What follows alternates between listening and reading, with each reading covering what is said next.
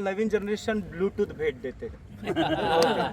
पण याच्यामध्ये एक मुलगी आहे, ती मुलाला ब्लूटूथ भेट मध्ये देते आणि त्याच्यातून ही कविता निर्माण झालेली आहे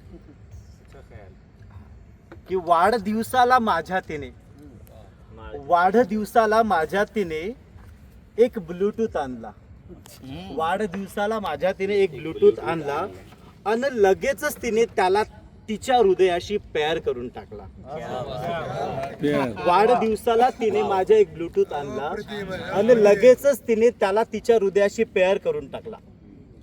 म्हणे जेव्हा जेव्हा तुला माझी आठवण येईल, ती म्हणते जेव्हा जेव्हा तुला माझी आठवण येईल फक्त ब्लूटूथ ऑन कर, म्हणजे डायरेक्ट माझ्याशीच लिंक होईल. ओके. मला खूप हायसे वाटले आणि मंगळसूत्रासारखे नेहमीच त्याला गळ्यात घेऊन फिरावेसे वाटले. मला खूप हायसे वाटले आणि मंगळसूत्रासारखे नेहमीच त्याला गळ्यात घेऊन फिरावेसे वाटले. आता बरेच दिवस सरले. आता बरेच दिवस सरले, तिच्याशी बोलावेसे वाटले. टेबलावर पडलेला त्याला कानामध्ये घातले आणि हृदयात माझ्या लगेच थोडस हलकं व्हायब्रेट झाल्यासारखं वाटलं. पेअर करताच त्याला ती बोलू लागली. आता ती बोलते. पेअर केला, ब्लूटूथ पेअर केला.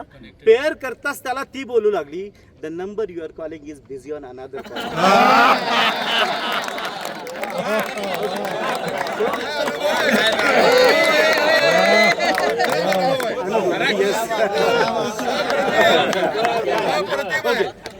पेअर करताच त्याला ती बोलू लागली, the number you are calling is busy on another call.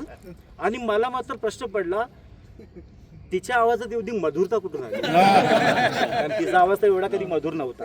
आणि मला मात्र प्रश्न पडला, तिच्या आवाजात एवढी मधुरता कुठून आली? आजकाल नेहमी असंच होतं.